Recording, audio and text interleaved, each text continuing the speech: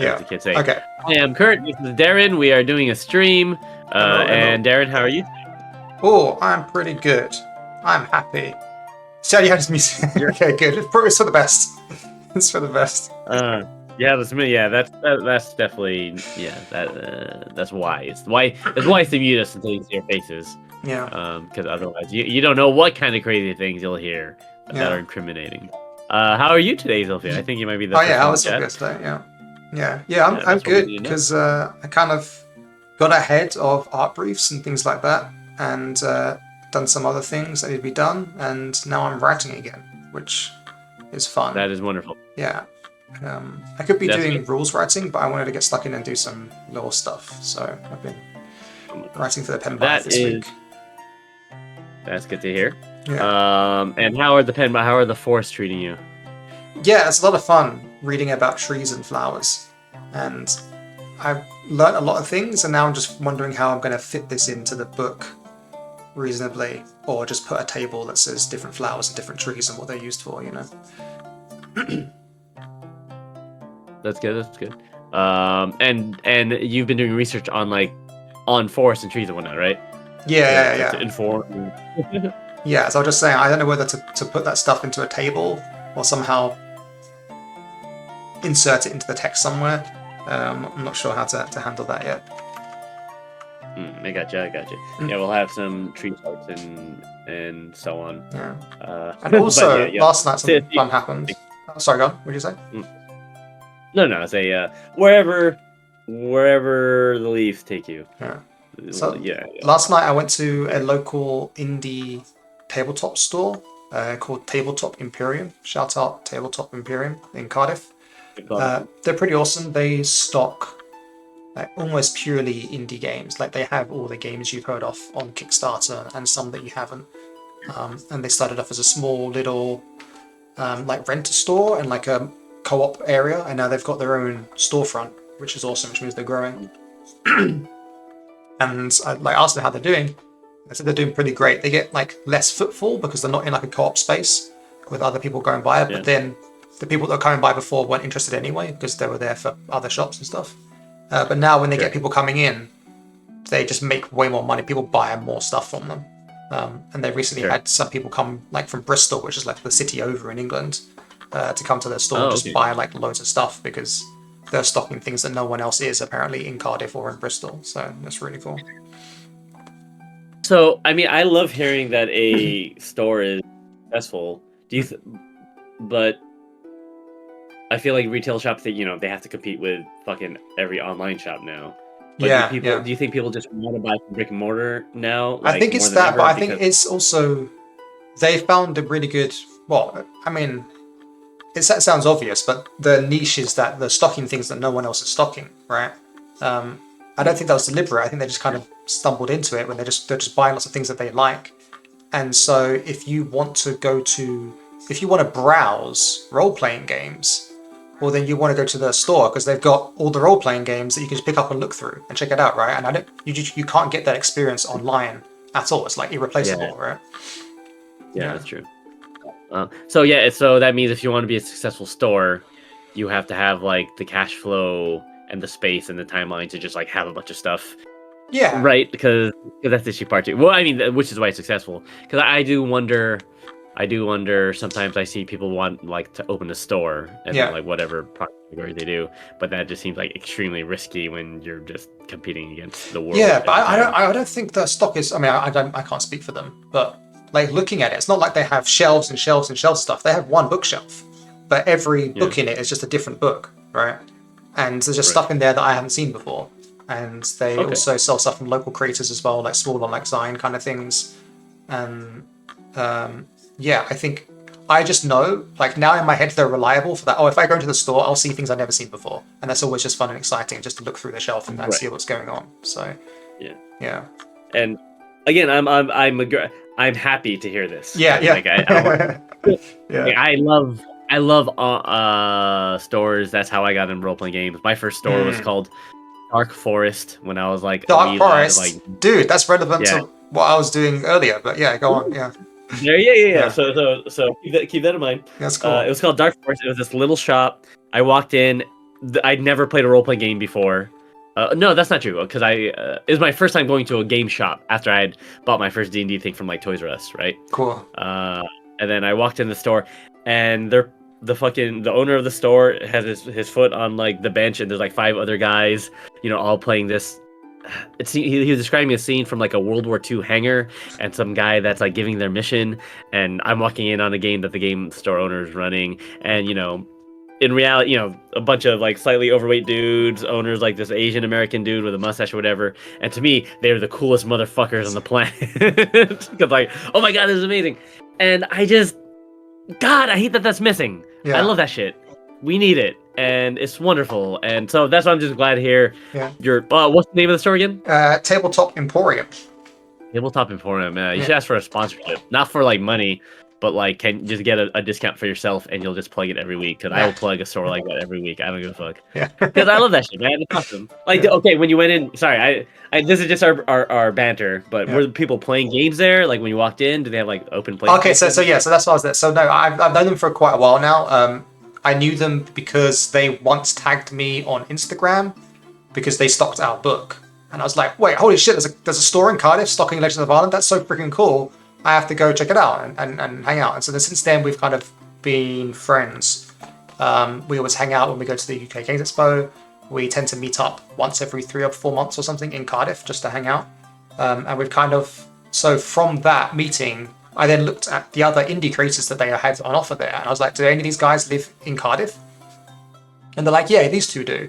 And so then I followed those guys on Twitter and Instagram, and then we kind of started talking, and we realized there's actually a community of RPG creators in Cardiff. We should meet up and hang out. So then we started meeting up and hanging out. And so last night was a RPG creator meetup hangout thing that we did. Very jealous. But that was my first time visiting their new store. Yeah. Well, that's wonderful. Yeah. They're doing the good work for both their community and as an inspiration for others who want to have a good game store, I guess. Yeah. Man, that's nice. Oh, yeah, Plus, when I go to game store here, Hmm? when I go to game store here, everything's Japanese, which is just like I don't want to read Call of Cthulhu in Japanese. You know what I mean? I don't want to like. Yeah. Maybe that's the niche thing. Just. Well, make an English-speaking game store. And then make that my office front, like just find a little spot that's like not expensive, and then make that my office. Yeah. And just work out there. I mean, it's not the worst idea you've had. I mean, it had to be cheap, right? Like Yeah. we're talking about, $500 Japanese dollars, Gomon or something, or less, and then just saving up a bit of money to just stock the shelves and sell our stuff. Because then you could just sell like our books in English and stuff, right? Because there's value in that too, being like a role-playing shop, an English book, English language role-playing shop for foreigners does not exist in Nagoya. But there are a lot of gamers who are in Nagoya. Yeah, exactly. So I don't know. You're right. Not the worst idea. Koki 2490 has been deleted. Yeah. Go to hell. Zilkit says online shopping is only really good if you know exactly what you're buying. Browsing is just not the same online. Yeah, I'm so exactly that. So last night we met with the RPG creators, and one of them is a student. Shout out CJ. And they are studying game design in general. And so they originally were interested in tabletop game design. We've recently started doing more video game stuff, which is what the course is pushing them towards. But and CJ's kind of embracing it now. Anyway, they're talking about making like a time travel, time looping game, action game. And I was like, well, have you heard of this game? Because that's exactly what you're talking about. And they're like, no, I haven't heard of that game. Please show it to me, because that sounds very similar to what we're making. And I did my research and didn't find anything that was like this, but that sounds like it. And I was like, cool. I don't know the name, but I'll find it and send it to you. And now, to what Zilfi says, I've been searching, or yesterday when I was coming home, I searched for 2 hours maybe online for this video game and could not find it. I just couldn't find it. I didn't know how to find it. Like, how do you find a game you don't know the name for? Like, the game, it's like, I'll explain it to you now. It's like a sort of top-down, isometric view action game where you play a female character who's somehow related to the gods. I'm trying to remember what I remember from the trailer. Some kind of like Godborn or something like that character. She has a sword, and then it's an isometric level, and there's enemies, and you have to kill the enemies within a time limit. But it's impossible for one character to do that at one time. So what you do is you action your character out inside the time limit to attack enemies, and then you see how the enemies move, and then you respawn, and it goes again, it loops. But then what you did in the first iteration still happens. It's like a clone of yourself, does your actions repeated, and then you do other actions with another clone of yourself, and then that gets repeated, and you try to synergize your repeating selves such that you can kill the enemies within the time frame within one loop with as many versions of yourself as possible. But your goal was to do with as minimal copies of yourself as possible, I think. Right? And I was like, that's cool. Is the game? You on? Don't tell me the name of the title, because I did a Google search using some of those terms. Is it called Chrono Sword? I hope not, because that one didn't come up with my searches yesterday. Let me find out. Chrono Sword. Because I searched for time loop action puzzle game and iterations of that. So what did you search for? I searched for... What did I search for? Isometric game, female sword, RPG time limit. I didn't use the word RPG. I didn't use the word female. You know what? It kind of looks like it, but I don't think it is it. I mean, this looks very much exactly like... I know it does. But Are there just multiple games with like time travel? Yeah, well maybe this is good though, but it's not time travel. This is like pixel art. It wasn't pixel art. Yeah, okay, I'll look into all this later. I don't think it is it, but it does look like it. Okay, well, shout out to Chrono Sword, which came out in December 6th, 2024. Yeah. Reviews are mixed. Okay. And then one more thing from the meetup yesterday was I shared with them this RPG idea that I had. That I haven't been working on. I had it last year at the end of UK Games Expo, so I've been sitting on it for like 10 months now and haven't touched it. And I think it would be simple to make. And they all loved it. They were like, that's really cool, you have to make that. I would want to play that. Everyone said that, and I was like, shit, I'm not working on it, I'm working on other things instead, but maybe now I will. And now, because they were so excited about it, I don't want to share it, I'm going to share it with you, but not with Stream. So sorry, Stream. Wait, we're gonna share it not on the stream. Yeah, I'll talk to you about it another time. I think I might have mentioned it before, once upon a time. Okay. Yeah, and that's weird because today I also had. I was going through my hard drive looking for a password, or the site I use for like taking notes or whatever, and I just found this role-playing game write-up that I made. What, 7 years ago? I think that's what you said. Yeah. Like 2018 or something.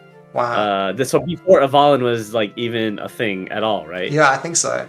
Wait. Or like that might not be true, but no. But before it was published. Yeah, definitely before it's published. Yeah. Yeah, before it's published. And I like it. It's a stupid one-shot idea, or like a what do you call it? Do you want to explain it to me? Because I didn't really get it completely from the notes that you made, and I was still missing some bits. Do you want to tell me about it, or do you not want to talk about it on stream? Oh, sure. I think you can. No, I didn't mind it. Yeah. I mean, should I talk about the original version of it, or should I talk about... I think you can talk about the original version of it. I think it's fine. Okay, so, let me pull my notes. So basically, the role-play game I'm coming up with was... The conceit is you're a tribe of orcs. Yeah. And the game is called, was it Drama de Orcs? Yeah. Or something? And so you're an orc tribe, and you are role-playing a bunch of orcs at an orc festival, playing out a story. But unfortunately, the sort of orc storytelling tradition is somewhat underdeveloped for their tribe. Right. So they kind of like steal stories from like other things and do their own version of it. Right. But they're not very good actors, they're not very eloquent, etc. Mm-hmm. So the game is meant to be that one player is the director who is like directing the play, and the other players are the actors in the play playing a role play. So you basically play a role playing game, but you're all orc actors playing a role playing game, like a dramatic enactment of like a fantasy legend or something like that, but doing it really poorly because you have a misunderstanding of what these epic stories entail, right? Yeah. So imagine a bunch of orcs doing Lord of the Rings, but they don't know the whole story of Frodo, so they're pretending to be hobbits and making fun of being weak little hobbits trying to defeat the powerful Dark Lord or stuff like that. So subversive elements, satire, making it very parodic from that point of view. But that was like 7 years ago, and I don't know if that's acceptable right now. You think that the Like, idea is there was a lot of emphasis about orcs being dumb and things like that, and that's not vogue at the moment, but it's whatever. Yeah. Maybe they're not dumb. No, yeah, that's what I think. And As a uncultured, shorthand. yeah, exactly. Yeah, uncultured. But specifically, this tribe, the Longtusk tribe, is uncultured. Right. I see. But they're aspiring. So They what's have like underdeveloped- what was the object? What does the director do? Or you not got that So far the- yet? I think what I had in mind is that the director is just the dungeon master. Mhm. So he's both like playing the game, like I'm the orc, and he's also like writing the play and directing what happens as the. Yeah, but what does that player. mean? You then tell the players what it is that they've got to do for this scene? Like, this is a scene where you confess your love to You're what's his you're face? Romeo Yeah. and you're Juliet, and this is happening. So there's a bunch of scenes that they have to go through, and then depending on how they navigate it, like he's writing it as they go along, and based on what happens, then that affects Right. the next scene. And then there's like dramatic thing. So there's not like combat, but they could have fake combat, and there's dramatic tension. You know, like drama, thespian type mechanics to sort of move the action along, to get spotlight for each character, because also each orc is just trying to have the spotlight, right? Like they want to be the star of the show, even though that doesn't make any fucking sense. but they, you know, part of the thing is that they're trying to get the spotlight, because that's how they raise their value in the tribe. So there's an imaginary, hypothetically, there's an imaginary.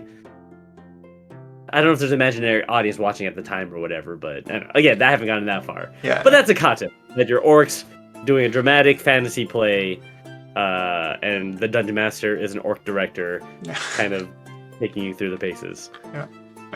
It's silly, and I just imagine it to be like a one page document. Yeah. Not something to be taken seriously. No, I'm excited to hear about your idea. I might not have actually told you about it. I'm not sure. I mean, I don't know. I think I could write it in like 2 weeks or something, and then it'd be fine. So I don't know. It could be something I just do, and then we see what happens. Yeah, Sure. yeah, exactly. Right. All right. But is should it we get started then? Oh, how are you actually? I should ask how you doing. Well, I don't feel like garbage anymore. So Yay! that's good. I still feel like slight garbage, but not like hot garbage. I Yeah, feel like cool. lukewarm, regular garbage. I'm still coughing a lot. And then I took care of my son this weekend, and I was like bedridden while, you know, my fiance Chrissy, she's like taking care of me and my son. It's like, thank you, thank you, kind of thing. And then I finished some part-time obligations I had this week, so that's exciting. Nice. And I'm working on Pen Baedd stuff, and that's exciting too. So let's keep it moving, kind of thing. So then, But today we are talking about your tribe, aren't we? Is that what we're talking about? Yes, we are. Today we are talking about the Pen Baedd clan. And I'm more sniffly than normal, so if I sniffle a lot, I always sniffle, but this is like even more so than regular. Sure. Okay, what am I doing? I need to switch the stream around. That's what I'm doing. I'm gonna go here. And then move this, doing stream stuff in the background, and then we're here. Yippee, we did it. Cool. So, yeah, today we are working on the Pen Baedd clan. And the Pen Baedd clan reside in the forests in the centre of Avallen. Kurt, what can you tell us about the Pen Baedd clan and how they relate to Celts in our historical understanding?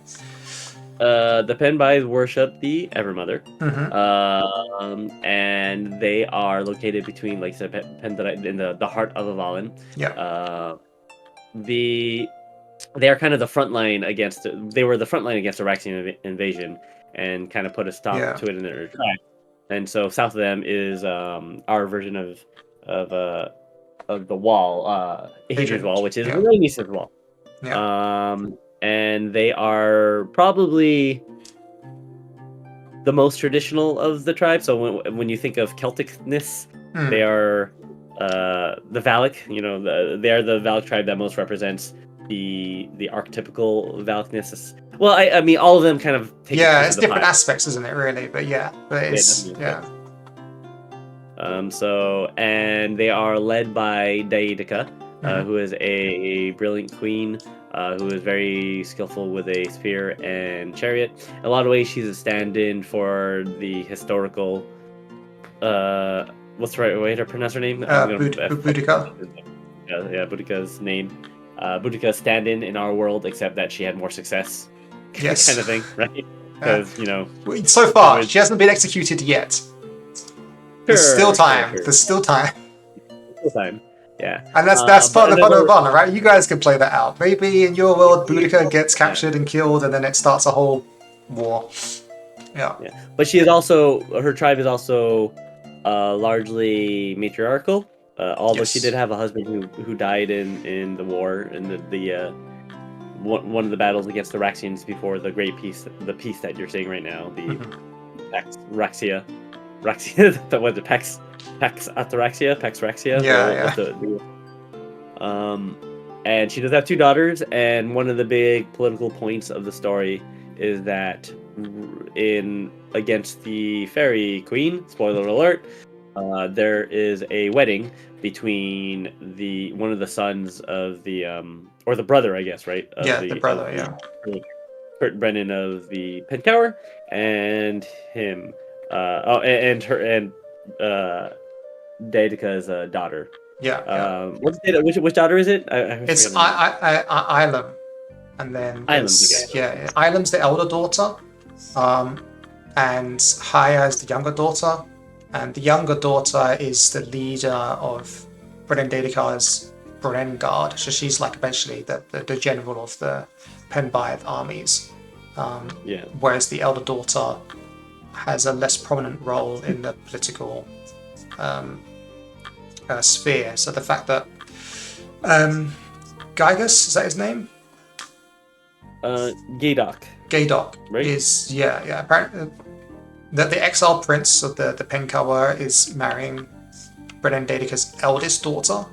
Either implies that she's setting up for Gaydok to become the king of the Pen Baedd with her heir apparent, which is a prominent role to give to an exiled prince of the Pencower. It kind of implies that they might eventually go to war to try and reclaim his land.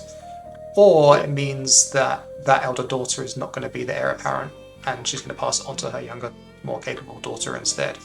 But that's up for the GMs of the future to decide what that really means. Or whatever other thing we decide to make canon later.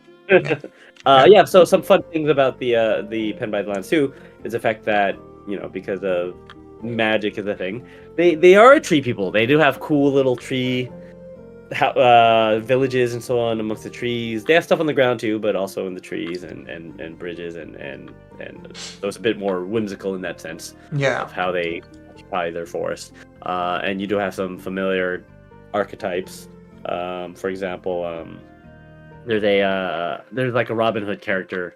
Was this Twim? What's the name? Twim. Tomb. Yeah. Tomb. So there is a bandit in the woods that messes with people and disrupts trade lines. So a little bit earlier than medieval lore of the Robin Hood we know, I think, but still it's bandits are bandits, and you could have lighthearted bandits.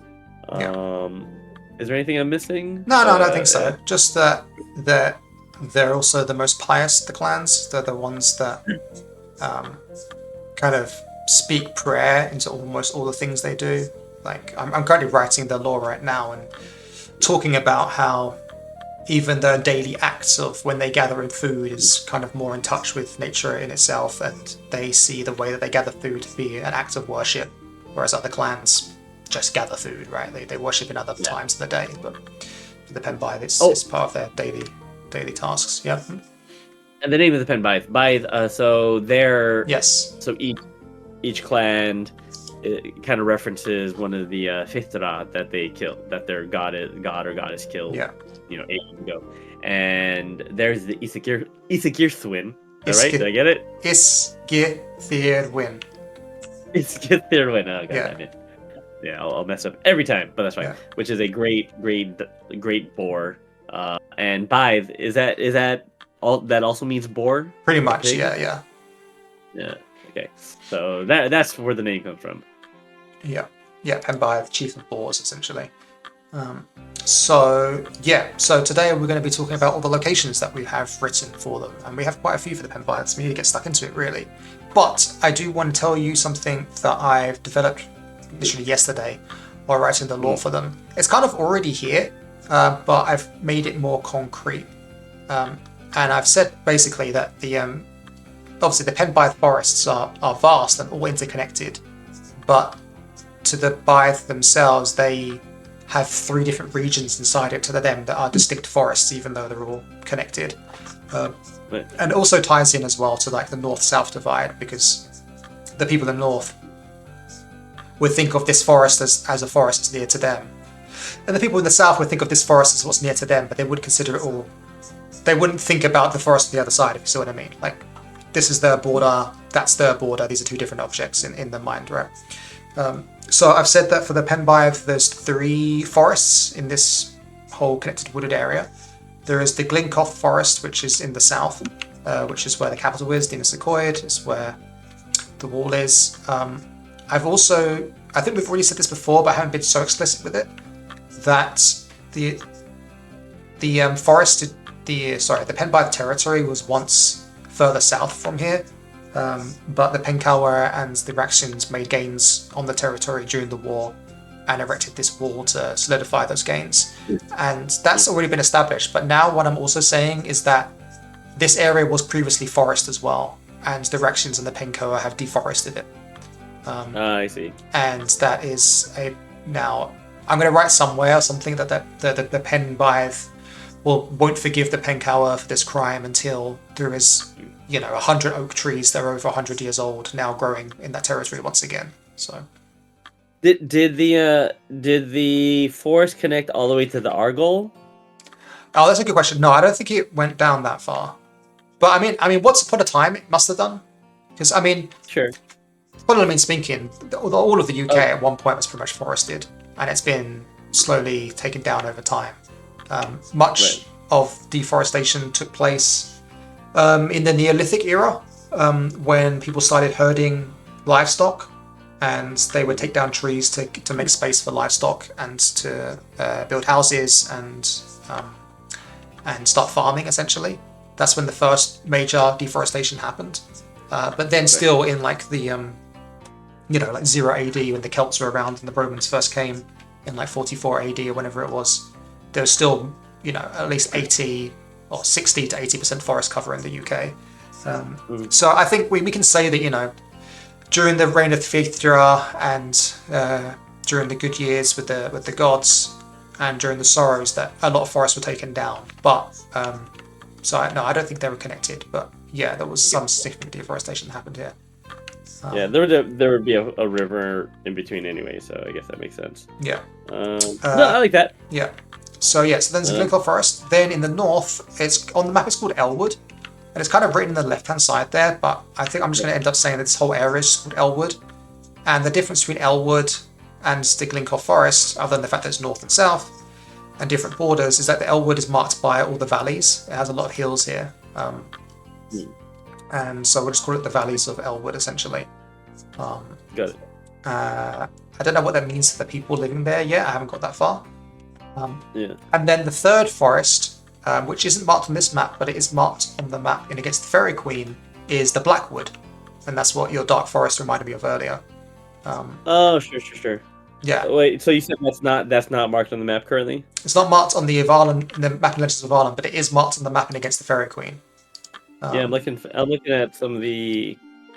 A lot of the Pen Baedd lands, which you were mainly responsible for, which is great, and also has the sort of distinction of taking you over a larger swath of land than the other adventures do, right? Yes, and Against the Fairy Queen, yeah, exactly.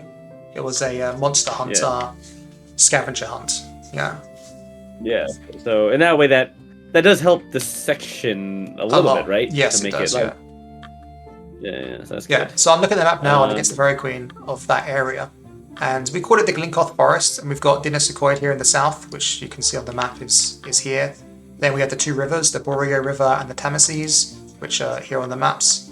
And then this lake here we've called Glynwater, or I called Glynwater, and you can see that's here. It's unnamed on the Avallen map, but now it's named.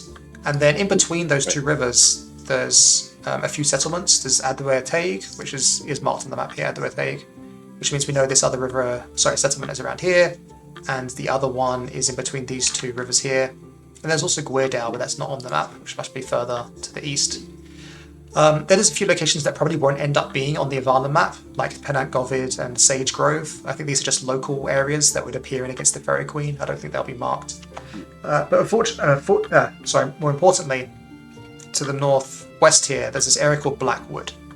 And in the Against the Fairy Queen adventure, it's described as like a much denser area where the light doesn't get through the canopy. It's a lot more dangerous. The veil there is thin and that kind of thing. And I think what I want to do, and maybe what my intention was as well, is that it's around here on the Avallen map. It's just literally south of where it says Pen Baedd. And the forest there is a lot denser than everywhere else as well. So that was kind of built into the original Avallen map. And I think I'm just going to say that whole area where Finan Matir is as well is the Blackwood. And it's just an area that's a lot denser. And the Pen Baedd don't really live there. I think that's going to be like untouched forest that even the Pen Baedd haven't touched or grown into yet. And so it's its own area and region. I like the idea as well, perhaps, that there are some people that live there and they're kind of more nomadic, like the Penlevi are, and they're just not under like the Pen Baedd umbrella. They're not, they weren't part of the war, they don't trade, they don't do that kind of thing. They're just their own people that you really see and interact with. What do you think of that idea? That's just new, but no, it's fine. I mean, yeah, write it down, and then it's canon. And yeah, giving slight different character to different potential tribes, I think, is really good. Yeah. That way, as we flesh it out a little bit more, within each clan, at least what I'm running in the Penabonk section, it's starting to solidify like major subfactions within that clan that you can kind of like represent a different kind of Penabonk and so on, and also give game masters some. They also understand that they have some space to play around with different kinds of Valak tribes within the Pen Baedd, right? So I think that's really good. Yeah, so that's another thing as well, is I've kind of said that I think what I'm going with is that the Pen Baedd are very self-similar. And that the different factions inside it will probably be like the rebels versus the tribes versus these nomads and outcasts that hide in the forest, essentially. I've also said that the Pen Baedd are the clan that has the least violence in between itself. Like, they don't fight each other very much. And I've offered two reasons for that. One is that they have a greater harmony because they have the largest reverence for their leader and their goddess, right? But then the more cynical take is that it's probably more difficult to march armies through the forest to other tribe settlements without getting ambushed and falling for traps and that kind of thing. It's just so dense, and you probably don't know the forest around other tribes as well as your own. Like, it's just a much greater task to have military operations between tribes in such dense forest land, as opposed to the plains of the Pen Calwer, which, they cattle raid each other, and the Pen Levy fight a lot and invade other places. So yeah, that's my thoughts there. What do you think of that? I'm of two minds about it. Mm-hmm. I feel like on one hand, your argument is fine given like the nature of the Evermother and being slightly softer compared to some of the other Everones. You know what I mean? Yeah. But on the other hand, if the Pen Baedd do represent tradition, of like Valak tradition, combat and honor and raiding could probably be a part of that. So I guess so, but I think that they represent more of like a cultural religious tradition. And I still think there's a strong role for the warrior caste in society, but I see them more as, for the Pen Baedd, I've currently written them as hunters and watchers of those that pass through the forest, and protectors of settlements against the encroach of the forest. I've kind of pit it that the settlements here are in more danger from nature than elsewhere in Avallen. Like bears, wolves, and that kind of thing. Like it's they have to, because the forest is dense and things could be anywhere, they have to keep an area safe around the settlement from all predators when there's lots of predators in the forest. So they have to patrol and keep it safe from nature itself, as opposed to the other clans which patrol and keep themselves safe from other tribes, essentially. That's what I'm pitching okay. Now, I do think, yeah, you're spot on about the Pen Levy, of course, and the Pen Cower, and obviously a lot of, I could definitely see Pen Dreg, honor. You know, also, they care a lot about honor and glory in battle, and they'll raid themselves in the Pen Baedd occasionally and so on, right? Yeah, I feel like the Pen Dreg might even do it for the pure, like, adulation. They might have timed like conflicts. I feel like they would like meet up at certain times and fight for almost the sport of it, or not tradition, but you know, they'd have pitched battles. Is that crazy? I feel like that might be something that they would do. I think the battle can be honest and they kill each other because, you know, they believe in they all believe in afterlife, and they're not scared to.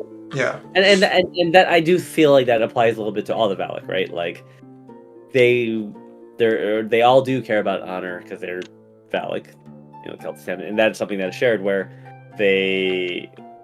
there is value in dying in battle and joining everyone honorably after, you know, dying honorably in battle, which is not something our modern sensibilities necessarily have, right? So I don't necessarily think it needs to be pitched. I think they just go, all right, well, we're gonna attack and let's have at it, and whoever survives is the valuable one. The question is whether or not that applies to, like, so what that looks for, like the Pen Baedd, for example, right, where they're sort of like island tribes. Are they like constantly raiding each other, also like island wise, but they depend a lot on trade? So is that an issue?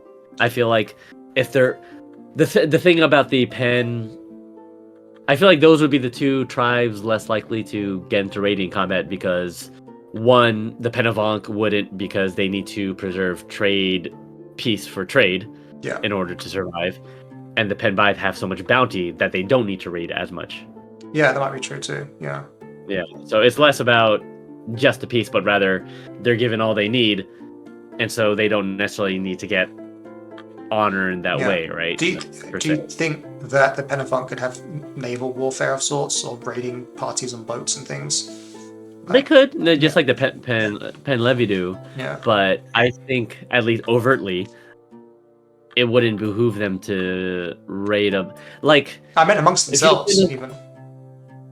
Yeah, I mean, that's something I was considering, is how, because, like, what would you raid, right? Like, if you're a bunch of island tribes, that does and did happen in history, especially amongst like the Polynesian islands, you know, and I'm sure it happened with whatever Celtics were living amongst island bodies. Yeah. Because where my head's at is that it's a lot of effort to go trade with Avallen, right? It's less effort to raid your neighbor or someone else, another island that's done the trading already. You see what I mean? Or to take boats on the way back, full of, you know, loot and wonders. Yeah. And because you're in boats as well, you can always just sail elsewhere, and, you know, they won't necessarily know where you're from, kind of thing. So do you think that they're able to do both? Do you want them to do? Do you think they should do both, or both? How? Because I feel like when you say both, what's the two things? Both, like, because both of them are basically ways for your tribe, your resource on your tribe, to gather resources, right? Yeah. You either trade with people to do that, or you raid and or you be a mercenary and all that stuff in order to gain resources. But they don't vibe with each other that much, right? Because it's hard to both make war and make trade on your neighbor. Oh yeah, no, you trade with Avallen, right? The mainland. Mm-hmm. Yes, yeah. Yeah, so they trade. So what you're saying is each of the... Oh, I see what you're getting. Yeah, so they're trading with the mainland, and the journey back with all those goods that you've traded is is not so dangerous because they're KO Isles, because as a Penavunk you know those, but the danger of the trip is that other Penavunk might raid you on the way back because your boat is full of stuff and it's quicker to to take that than go trade all the other goods. It's just free. It's free money, right? It's just that journey back. Ironically, Yeah. And that then encourages other tribes to band together to form like coalitions where they protect each other and their boats and things like that. Like they might get like trade convoys that multiple boats go at the same time to shield each other, and others that aren't part of like these marriage alliances don't have that, so it's riskier for them, and other groups pick on them and that kind of thing. Like, yeah, I think there's right for politics and stuff there of like inter-boat tribe raiding. Yeah. No, that's interesting. They're kind of like they're like my family. They're very popular with the other surrounding families, but there's a lot of infighting whenever they get together. Yeah, exactly that. So that's what I'm thinking. I'm thinking your idea of them like sometimes raiding other clans. Like I can imagine that they come to shore, right? And maybe they stay for a few months. And in those few months, they might actually raid the Pendrike. Or maybe they sail somewhere else and raid somewhere else, pretend to be Penlevy, like you said, right? It might be a seasonal thing. They might be in Avallen for like a number of months doing stuff, come back and trade, and then they know that it's not done yet because they still have to make it home. And making it home means getting past rival tribes and things like that. Yeah. I'll do some research too about which, like, I mean, you know, obviously the historical record is tricky because in terms of the historical record, what we'll mostly find are whoever's insular or, you know, staying in one place on land, right? So the archaeological, I assume the archaeological record, we do have stuff in boats and all that stuff, but it'll be biased towards whoever was burying their shit on the in the ground, right? Yeah. I wonder, I wonder if there's a justification for that. I'll do some more research too on and see how I feel about it. But I like that conceptually, at least, and making sure that there's. I mean, it makes sense, right? There's like, it ties into your idea that the Penavunk are ostensibly the most peaceful from the other clans, right? Because they're not fighting with them, and if they are, they're in disguise. But that doesn't mean they can't fight amongst themselves. And there's clearly an opportunity here. Like, why wouldn't other tribes do this? There'd have to be a reason, and the reason would be alliances. But then, what about other tribes you're not aligned with, right? So yeah. And then the shifting alliances and claims and raiding. It doesn't necessarily have to be purely a violent affair when it comes to boats, right? It could be a lot of. And just the threat of raiding then encourages you to have arms and defense on your boat to protect yourselves. And then the fact that having that then encourages you to raid other people anyway, because you already have this weapons abundance with you, right? So the opportunity cost is quite low. Like, it's an arms race, right? You end up building up anyway, which encourages it more. Anyway, so let me talk about Pen Baedd today, but that's really interesting. I like that idea. It's getting is being put in the book. All right, so to start off, you got your little you got your document. Yeah, I do. And yeah, I guess now I kind of want to hurry along a bit because we meandered a lot, but that's okay. Let's start with there's a lot to get through as well. Okay, so first, we've already talked about it. I talked about the 3 regions. That's already in the book, so I don't need to put that here. I guess we'll just begin with Dinasecoid, right, which is the capital. That is right. And I've got some cool artwork coming in for this place, but I'll show it off next week, I guess. It's not finished yet. Dinasecoid is in both books. Yep. Which means there's lots of info. Now, You go. I do have a quick question that maybe we could talk about on stream real quick about the use of the word citadel. Citadel. Citadel. Yeah. Citadel. Now, often historically, historians refer to the citadels and castles as oppida, right? Yeah. But that is a Roman term that the historians use, right? And I think it's often it's more like applied to the Celts in Europe, I think, in mainland. Sure. But it is a term that's applied to 100%. Yeah. And then historians sometimes apply it to the insular Celts. I think I could be mistaken, but I think they do. But are we basically saying that whenever we use the word citadel, that basically means a Valak oppida? Is that? Yeah, I don't know. I haven't done that like transliteration directly in my head. When I've been referring to citadels, I needed a word that's bigger than just a normal fort. Like these are fortresses, but I didn't want to use the word fortresses versus fort. So when I named things citadels, it was just like you have a fort and then you have a citadel. But you're right, we could give it a different name. Yeah. Well, but that's traditionally, I think historically, what they refer to as the oppida, like the larger settlement, which I think we're using to kind of use it and change it citadel. Yeah. I'm okay with using citadel. No, I'm going to look into that. Yeah, we could do it. Yeah, but it's something we should consider because when we reference the historical record, that's a term that comes up quite often. But it's a Roman term, a Rex term, and the Valak wouldn't call them oppida, probably. Yeah. I mean, maybe the Pencower would. Sorry, this is really nitty gritty stuff. No, but it's good stuff. Yeah. So Dinas Accoyd, I've actually been a bit inconsistent with Dinas Accoyd, and we'll see that in a second. Let me just copy and paste the stuff in, but pretty sure I've been a bit inconsistent with it, unintentionally so, or maybe intentionally. Let me see. Where's Dinas Accoyd here? Values, Gaydark, locales, Dinas Accoyd. Yeah, here we go. Then we actually visit Dinas Accoyd in the adventure as well. Here it is.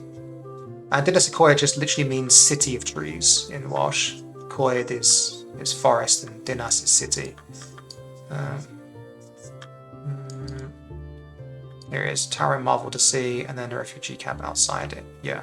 Okay, so what have I said? Oh, goddamn.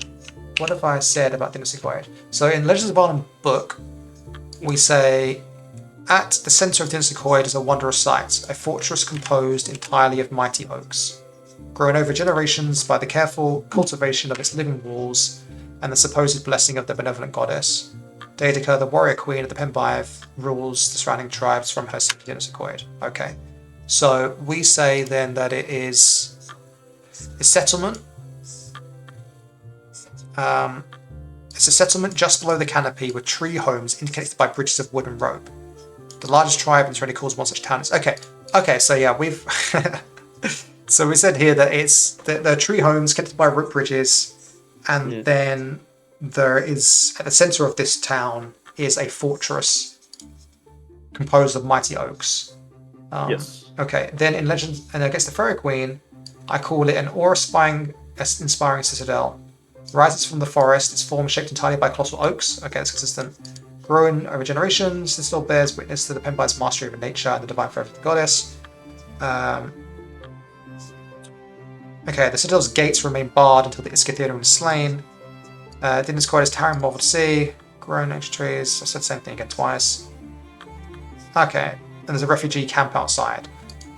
Basically, the inconsistency is that I say I don't mention. In Against the Fairy Queen, I don't mention the town surrounding the citadel. In Against the Fairy Queen, I kind of imply the town is inside the walls. Whereas in Legends of Avallen, I kind of imply those walls for like a fort, and outside the walls is the town. Whereas in Against the Fairy Queen, outside the walls is the refugee camp, which is a new thing that's just occurred because of the Iscatherian raid. And then there's one more part. When the heroes are victorious, they return to Dinas Accoyd and they open the gate, and then there's like a parade essentially into the fortress. Right. Which implies that there's a town inside the fort. So do you see what I mean? It's I kind of screwed it up. Not screwed it up, but it's a little bit inconsistent, but not so bad. I thought the justification for that was the if you had the Boar coming through, he destroyed a lot of shit, didn't he? So that's true. He could have. Yeah. That's why there's refugees and so on, because it's just post Great Boar rampage. Mm-hmm. Is that not true? It could be true. It isn't stated as such in the adventure, but that could be the case. Yeah. Yeah, that would make sense to me. That would reconcile the two. Because it would also be, you have to imagine that the Citadel, that people would just like live beyond its borders a little bit, at least in some measure, right? Yes. and then obviously they would re-enter if it's in times of need, which happened during the wedding, and the attack by the boar. So what that's how I would rationalize it. Yeah, cool. All right. Then Zelman Plays sends us a Pikachu message. Don't know what that means, but awesome. Hello, welcome. So the Pikachu message. I want to see this. Tell me more. Yeah, it's just a Pikachu emote going, hey, and I'm down for that. Yeah. So at the moment in the lore section, I've written that there's 3 kinds of Pen Baedd settlements if you want to group them generally. There's, like the Citadel in Sequoia, there's ones that are constructed using trees that are shaped and grown through magic to form buildings and walls and things like that. Then there are those that are built into the canopy. So instead of built from the trees themselves, they're built into the trees using the branches as foundations, and they're in the canopy, right? And they're not done using magic, so that's more of a regular town. Whereas the tree shaping ones are far and few between, and the spectacular things that are made using group efforts between priests and druids and tree carers and things like that. And then there is the more traditional fort that's made from palisade walls and has roundhouses inside it, and they're kind of built in clearing areas. And they're much like the other Violet things, but they might have vines and hedges growing over the walls, so they blend into the environment kind of thing. Right. So I've said that there's 3 different kind of settlements that exist, basically. Yeah. Zaymon Plays did the Pikachu. What's up, Zaymon Plays? Yeah. That was a good free hello emote. Wait, we can all do that? That's pretty cool. I didn't know that.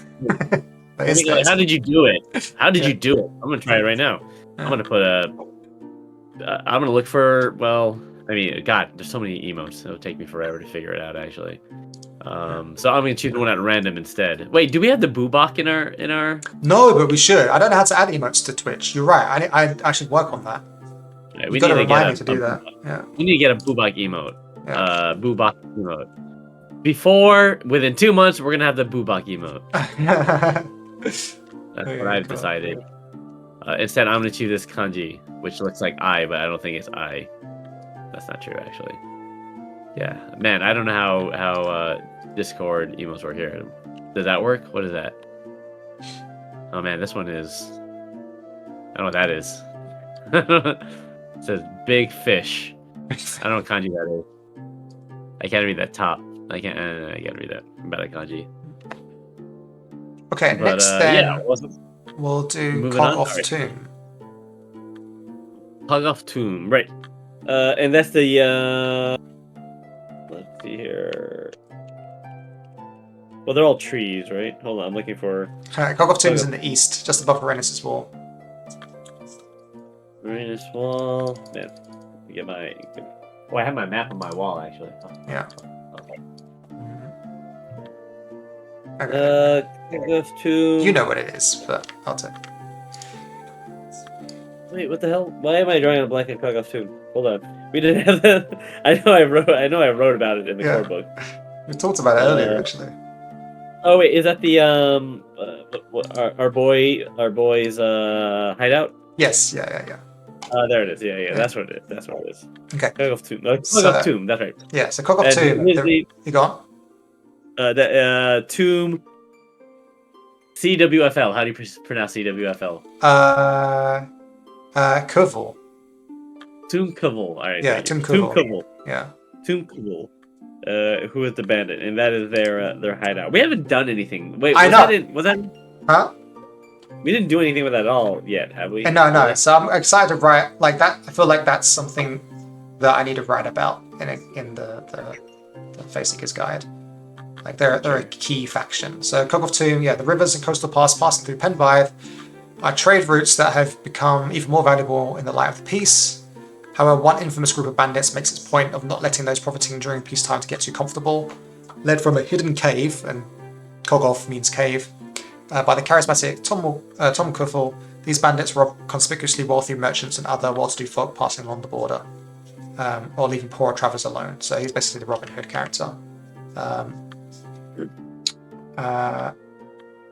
Yeah, and they have like a hideout here, so this is their hideout. So I don't know what I think we also met. I think we've already covered this character in a stream one time as well, and now I'm going to go look for that. He's also I think we did secrets. deadly with a sling, Yeah, which is interesting because we also have another person who's very deadly with a sling, don't we? True. Yeah. Have you ever seen Lynx and Kogoff Tomb in Tim Koppel in the same room at the same time? Yeah. It's another op, black op. She's actually Kogoff Tomb in drag. Yeah, we'll talk about that a little bit, but I can come back to that another time. But yeah, that's definitely something in the secret section. Cool. Yeah. Okay. Cool. Yeah, So Robin Hood's hideout, basically. I'm interested in exploring what kind of, because even though we say a Robin Hood type character, and we say they rob the wealthy merchants and leave poor travelers alone, that's surface level. Like you could dig deeper and there could be other things, either nefarious or heroic intentions. Yeah. There's no Sheriff of Nottingham, I assume. No, I guess not. But they're so close to Brennus' wall that I feel like the Raxians would play that role. No, sure. So it's still a slightly different vibe from what the Robin Hood legend, of course. But so yeah, we're gonna play around with it. Yeah. Then Adwer Teig. This is in Against the Fairy Queen. Adwer Teig is this place. A great oak tree in the forest, and its name means the Fairgate, acting as a channel between worlds, supposedly. Yeah, here we go. Here's Adwer Teig. It's this oak tree shrine in the clearing, with the Evermother kind of growing out of it, shaped out of it. It's very beautiful art by Rafa Guesso. But here it's not so great because it's been attacked by the great boar that Scythiawin, hence the broken trees and the blood. Yeah. So we wrote a lot about this already. So yeah, so that becomes an interesting question of like, how much do you put back in, and then at what points do we put like footnotes, right? Like, learn more about Adwer Teig in Against the Fairy Queen, page blah blah blah. Like, is that something that you want? If you want to like mention it, but you want the person with the book to know, like, hey, there's more about it, but we're not gonna put it all here because then we would just be repeating ourselves, right? Yeah, I think that in the player section, I'll have like a note about it, like I'll know about everything else, and then maybe it just doesn't really appear in the secret section because there's no secrets to tell. I mean, or maybe we could add a secret in there that isn't in Against the Fairy Queen, and then that's it, really. All right? Yeah, that makes sense to me. Yeah. Cool. Yeah, or we could tie like another tale to it somehow. You know what I mean? Like it's not the focus, but it's a part of some other story. Yeah. Sure. Yeah. I mean, it's good to, just striking that balance between elaborating and not. Yeah, exactly. That they get something new. So, cool, sure. Okay, then we have Gwerdale. Also, Gwerdale's interesting. Gwerdale. Can you remember what's interesting about Gwerdale, Kurt? Well, I remember there's a red book from there. Exactly. Yeah. That's what I remember. For those who don't know, Against the Fairy Queen was originally going to be called the Red Book of Gwerdale or something like that, I think. So I have this real big habit of coming up with names that are not very marketable. But I love them because they're quirky and weird, right? So I always push for these names, and then we end up somewhere else. So, for example, do you remember what one of the front runners for a Face Seeker's Guide to Avallen is? Do you remember what? I mean, I remember a few of them, but which one are you thinking of? The Vows Upon the Wodestones. Oh, that was my pitch, I think. I like that one too, though. Is that your pitch? Yeah, I invented the word Wodestone. Oh no, and then didn't I? I don't know. Oh, okay. It might have been both of us together. But yeah, I was like, Sure. I just want a word for that's unique to us or something. Yeah, but I still like Anyway, Knights we of the like- Stones. I like these kind of weird, because that's like historically where a lot of stuff we come from. Like specifically the Red Book of a lot of tales came from. What's it called? The White Book of. Yeah, there's the White Book and then there's the Red Book of Diedrich. Hergest. There's the White Book of Diedrich, which is the it's like one of the celebrated surviving manuscripts of Welsh. Mm-hmm. So yeah, we often named. I don't know. There's something I love about books, colored books, and then named after a place. Yeah. So there's the Red Book of Hergest, which is what the Red Book of Guildhall is directly inspired by, which is similar to the White Book. And I think I think because Tolkien did the same thing, right? In All right. In The Lord of the Rings, yeah. Some researchers believe that J.R. Tolkien borrowed the title of the Red Book of Hergest for his book of the Red Book of Westmarch, which is the imagined That's right, yeah, of he does it. Tolkien's tales, which he obviously did, right? He was into this shit. And so then we were like, okay, well, if there's the Red Book of Hergest, which has all these original Welsh tales of the Mabinogion in it, and Tolkien's done the Red Book of Westmarch, we should do the Red Book of Guildhall. So there's a few quotes in Legends of Avallen that are from the Red Book of Guildhall, which implies that there's some book in Guildhall at some point. But Also, like Tolkien, we ended up settling on more marketable titles. yes. Yeah, exactly. So if you look for a Legends of Avallen book, there'll be a lot of quotes that are attributed to the Red Book of Guildhall. And Also, yeah. Zilphia mentioned how much they love the illustration of Yeah, Edward Cake, yeah. Yeah, it is a gorgeous illustration, 100%. Yeah. One day we'll write the Red Book of Guildhall somehow, somewhere. Wait, where is Guildhall? I know it was on our map. It's on the eastern coast, just in the middle of the Pen Baedd. Oh, there it is. Yeah. That's it. What do we say about Guildhall? Not much. That's what's interesting. It's most famed in our legendarium for being the Book of the Legendarium. Now, here are some interesting things about naming something the Red Book of Guildhall. Mm-hmm. What are the interesting aspects of naming it the Red Book of Guildhall, Darren, that you can think of? Well, a dale is a type of land. So Sure, but that's not what I'm about. Specifically with the word book. Well, yeah, the Valak don't write books, so There you go. Yeah. So in the Red Book of Guildhall, does it exist yet? Or is it just a convention of the future of us talking about things in the past? Yeah, that's what we've been wondering to ourselves throughout this whole time, haven't we? Yeah. Does it exist yet? I think that's a question we should think about. Or is it like a secret book that's being written now, similar to a Faceseeker's Guide, where they're learning literacy? Because we have, Okay, so here's a question for you. In terms of the lore, which you should use to inform your lore building. If the Pen Baedd are very traditional, how likely are they to embrace writing cultures and have not very. I think they'd be the most anti-writing. I mean, a lot of writing requires dead trees as well, right? So I think they'd be against that too. Wait, no, it doesn't. Parchment is made from animals, isn't it? I forget. I'm thinking of modern day books, but is parchment and paper? When did paper begin being made from trees and pulp? Parchment, I mean, with the Egyptians, wasn't it? Yeah, but Sylvia, old making stuff. Made from untanned skins of animals, yes. Primarily sheep, calves, and goats. So, according to Wikipedia, by 8400, most literature intended for preservation began to be transferred from papyrus to parchment. So I guess hypothetically, they can make it parchment. Vellum is a finer quality parchment. So that's something to think about. Is if they had parchment and they know writing's a thing, and they want to draw and do art and stuff, is that something that they would do? So I don't know. That's something to think about, my friend. Maybe the Red Book of Guildhall is like a bound volume of parchment scratchings in Ogham or something. I don't know.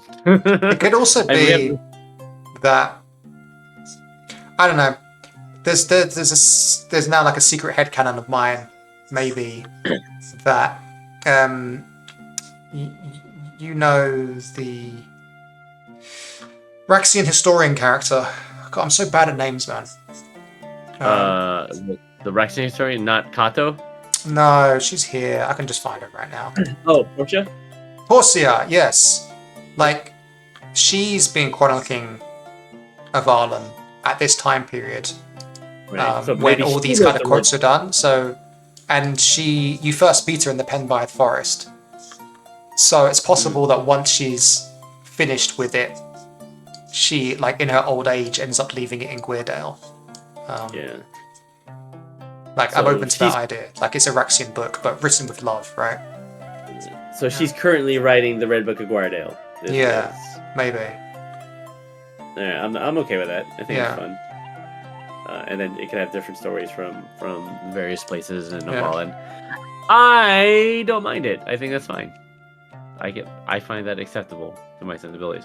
Although it would be in Valak, right? So she's also like learning Valak and because the point of we'd true. have to get because that's like real world history shit. We'd have to get too deeply into it. Yeah.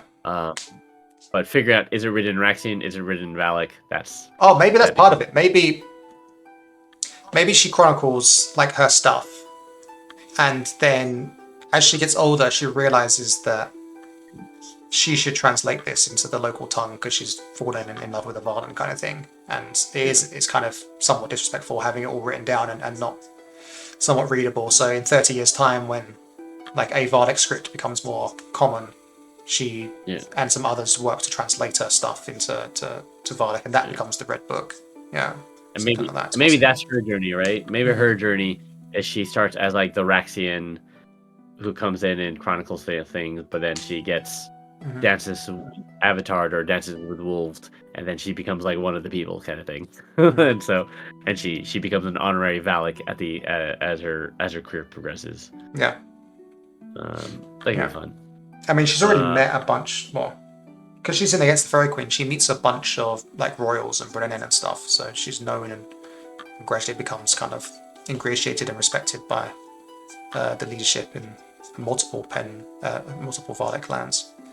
I'm also looking up the word, I just googled the word Gwyr, because often like these names come from somewhere and I've forgotten exactly. And I've realised it's the Welsh name for the Gower, which is, Pen Gower, which is a peninsula near Swansea, which I'm familiar with because that's where I did my PhD. And it's on the coast, and I guess on our map it's on the coast as well. It's not a peninsula, but I guess that means it's probably a coastal town then. So I should at least put that down. Coastal town eventually becomes the location that Portia translates Vardic Chronicles into the Red Book of Weirdo. But that's just like Arcana, right? It's not going to be in the book. Maybe.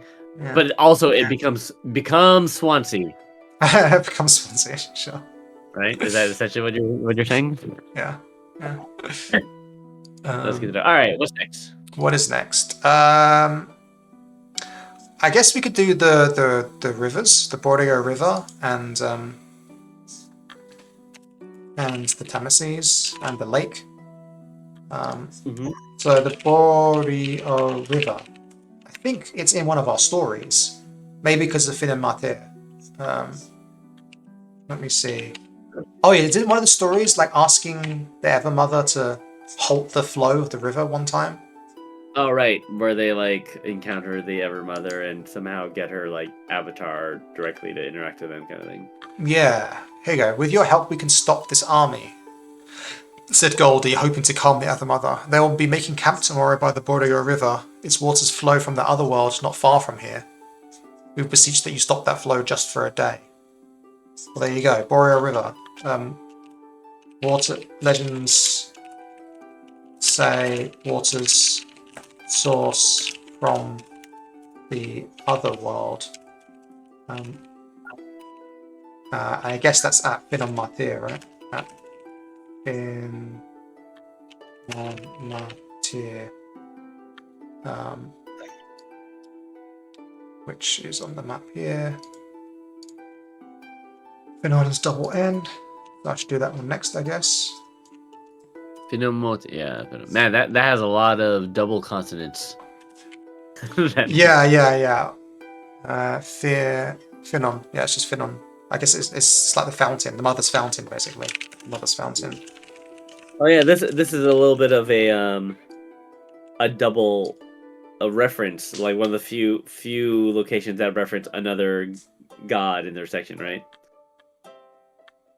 Because we say that the Finnemontier is a spring that runs through the heart of Everwood, and it's crystal clear, and it's the only waters in all of Avallen untouched by the Ever Elder. Yeah. So it's the one body of water that the Ever Elder doesn't have dominion over, supposedly. Yeah,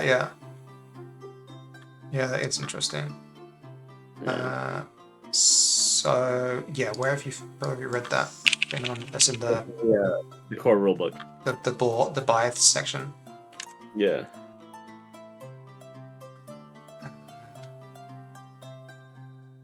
Yeah, and it's a guarded legend.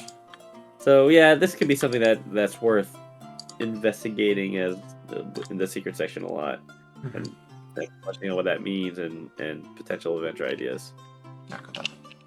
Yes, there's a spring running from the heart of the Elwood Forest. Yeah, you said that already. On the longest and shortest days of the year, the Evermother allows the Tower Take to let water from the other world flow into the Finnemontier, briefly imparting it curative properties. Yeah. So, I guess the main secret really is how to get there. That's the secret. And who guards it, right? And who knows about it? The exciting part as well is that now I've positioned it as part of the Blackwood. So this is like the super deep, dark area of the forest. It's really difficult to navigate and get through to, and it's very dangerous and that kind of thing. Right. And it's very thin. So I should say here, Finnemontier. So Mother's Fountain. Oh, it says it's a spring running through the heart of Elwood Forest. But that's just not true anymore. It's not even true on the original map, but that's fine, I guess. We got one of our first retcons, or one of our few first retcons, yeah. There's a legend that has been retconned. They were wrong. The person who wrote it, they didn't know what they were talking about. It's the Blackwood Forest, you idiot. Yeah. You moron. Yeah. I guess maybe I thought of this whole area as the Elwood, but I'm now retconning that, yeah. Cool. Oh, it feels weird to do retcon, but it's happening. Are you okay with it, Zilphia? Yeah, Zilphia, yeah. You're the fan here at the moment. You get angry at us. I can't believe... But we want angry letters. I can't believe they retconned this. I built my whole campaign on Finnemontier being in the Elwood and then they changed it to the Blackwood. This is basically unusable now. Yeah. This whole thing. I'm gonna burn my copy of what's unreadable. Yeah. God. Okay, cool. Also, I'm pretty sure that's funny. I keep thinking like Elwood rings a bell. A bell. You know why it rings a bell? Yeah. The main character of the movie Legally Blonde. No way. Is named Elwoods. Really? Yeah. So that's funny. It is an homage to Elwoods. Who is... I did like that film when I was younger. I haven't seen it recently. No, I do like it. Yeah, so it couldn't. It couldn't be in Elwoods. It has to be in the Dark Woods. Elwoods is she's too white. She's like the whitest Beverly Hills girl that ever existed. So, but it's a very lovely movie. Yeah. Elwoods. Yeah. Okay. So, there you go. Cool. It's a reference to your love for Legally Blonde. Story of heroes petitioning the Ever Mother to halt its flow every time against camping reptilians or something. Okay, cool. Oh yeah, because it does flow down here, so I think they were marching. I could read the story another time, it doesn't matter for now. Right, then we have Glanbach. Oh no, we have the other river, Tameses. So Tameses is interesting because it flows through 5 territories. It's sourced in the Thames Peaks and the Pen Baedd lands. It flows through the borderlands, through the Pen Baedd forest, and then it's the border between the Penkawa and the Rexian Empire. And then it flows through the Argol forest, then past Falonium, and finally into the Varlic Sea. So it's I feel bad because it's named after the River Thames, right? And Thames is just an old word for dark, we think, and so I gave it kind of the Welsh old word for dark. That's an homage there. But in the UK, the Thames isn't the longest river; it's the River Severn, which is a more western river, which is kind of where this one is. But I've stolen the length of the Severn and gave it to the Thames, and I don't know how I feel about that as a Brit, but it feels like something someone else would do who's not in the UK. Like I'd have heard of the Thames. It's the longest river. Yeah, but this island isn't. It's not the same. It isn't Britain. Yeah, it isn't Britain. Yeah. That I would consider that a feature, not a bug. If you wanted to make Britain, you would have made Britain. Yeah, you're not making Britain. That's true. Actually, but I'm just looking at it. Did we talk about these islands off the coast of the Pen Baedd territories in the Pen Levy section? We have not. But we did. I remember discussing. We had a conversation between you and I. Yeah. Off stream about what those would be, I believe. And I'm trying to remember. Now I'm trying to remember the conversation because it seemed. Oh, remember we were talking about Puffer. Puffer Island. Yeah. Puffer Island. Yes. So, wait, did we talk about that on last stream? Puffer Island? Maybe we did. So. Yeah, I'm now looking at the Pen Levy section. Let's see. We touched on it. This one's. Yeah,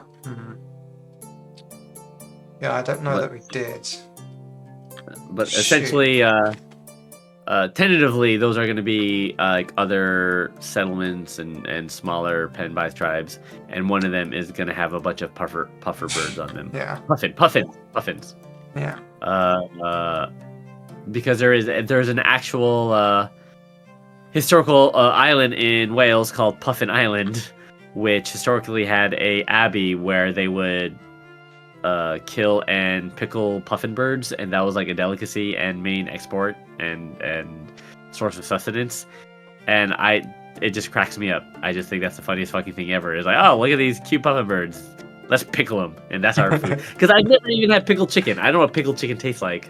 I've had, chicken. I like chicken, and birds and stuff, but I've not had pickled birds. And is that a common food? Is that a common pub? I've not had that either. No. Oh, okay. Well, then it's new to both of us. But apparently, it was not. It was a thing. Puffin, pickled puffin. In and past Avallen. So the point about the Thameses is that because it runs through so many territories, it's extremely useful for trade, right? Yeah. Like the Raxians could sail all the way to Caernarfon's or near to Caernarfon's Enna in it, and also to Loch Leovan. Loch Leovan Crannog is connected to it as well through the Lynn Lake, so it's super crucial waterways, and much of it travels through the Pen Baedd forest, and so they have a heavy influence on what can travel between the north and the south, basically. Does the real life Thames, do you know what direction that flows? Is it west to east, north to south? It's kind of similar to this, and actually I don't want to put my foot in my mouth now. I'm going to check, say something wrong. These are things these are details that fascinate me because I know it's not actually the same, but these are things that are good to know. Yeah. So. It's actually not that long. Yeah. No, it just throws basically from west of London through London and then snakes east to the sea. So I've really kind of exaggerated the impact of the Thames on the country. Whereas the River Severn is apparently much longer, but it's really hard to see where it flows. Oh yeah, the River Severn is the one that goes north-south. So really, I have stolen the limelight from the River Severn. Yeah. And it actually reminds me a bit of the Mississippi. Like just a great. I mean, when you imagine the Temessus River in Avallen, do you imagine it's like a great, like a big wide river, As, Like a once it gets to the massive Pen river? Baedd, yeah, I think sections of it are quite wide. Like once it comes out of the lake, for sure. Yeah. Okay. Wow. Look at this go. I'm just following the River Severn now, and it's just going for ages. This will be a clip on stream, I guess, that people can skip through. But No, it's amazing. where are we? We're now here, here, here. Then here. Can we keep going? All right. Okay, I found the source. No, I haven't. I'm gonna. Oh, here we go. Oh, it's got a mate. It's the source of the River Severn. It's on the map. It's marked. Is Source of it? the River Severn. It's here, and I'm gonna zoom out. Where are we? We No, are. you- Oh, it's in Wales. Wow. I feel like I should know that. Yeah, But I yeah. didn't know that. You should. How far is it from you? How far? Very far. It's like. I mean, don't dox yourself. But, Yeah, it's very far. Cool. Okay, Is that- but it just meanders through Wales and then comes down here. Right. Out of curiosity, we see Cardiff on the map there. hmm How far is Cardiff from that, roughly, by a day's walk? Very far. Well, I could that like- do it, right? I could do Cardiff. If you wanted to walk. Oh, 34 hours. So Jeez. three days of travel, 3 days walking. Okay, so on our map, hypothetically, Oh, dude, I've done these calculations. They're written down somewhere in notes. I don't know them for sure. are they? Okay, so you have like for example, from Varanus's Wall to. I the think Thames it's Peak. written in the rulebook somewhere how long it'll take you to walk from the south of Avallen to the north. I think I put it in the GM section somewhere. I think. Because you said 36 hours, right? So that's 3 days, Yeah. If you're walking 12 hours a day. and then Yeah. and then about okay. Well, we don't have to look at it now. Like Yeah. I believe you. I'm sure. But now I it's your wonder story. where does the Thames I'm go? low-key gonna look for it. I'm gonna look for it while we're talking. Yeah. The Thames. But I Where felt is like this it from? wasn't 3. Yeah, I don't know. Where is it? I remember I remember the note about it being about how long it takes to walk across the realm, but I can't find it. I don't know off the top of my head where it is in the book. So Okay. anyway, it's fine. Anyway, the point Interesting is, River Thames is crucial for trade, and the Pen Baedd. I think I've kind of reported already. They levy tax on people sailing through it, and that's what a lot of those forts do. Pen Baedd forts levy tax boats traveling by. And it's not like that's just a one-time done thing as well. I imagine like there's multiple fortresses that are along the river as you go up it, and the further you want to travel, the more you have to pay because every fort you go by requires some kind of. I do think that's important to note. Then in the river, if that's what you imagine, write it down. Yeah. Because it's hard to.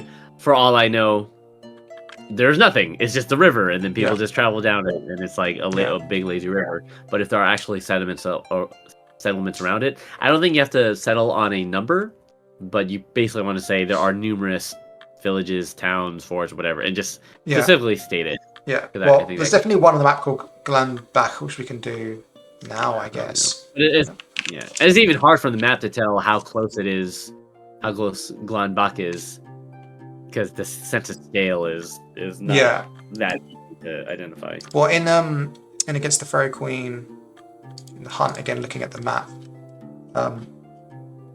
there's also another fort that's on the river here, Caer Lloy, that also does this. It's like canon in the book anyway. Caer Lloy. So I'll do that as well at some point, and then I guess it's Trevicoid as well, which you can put here.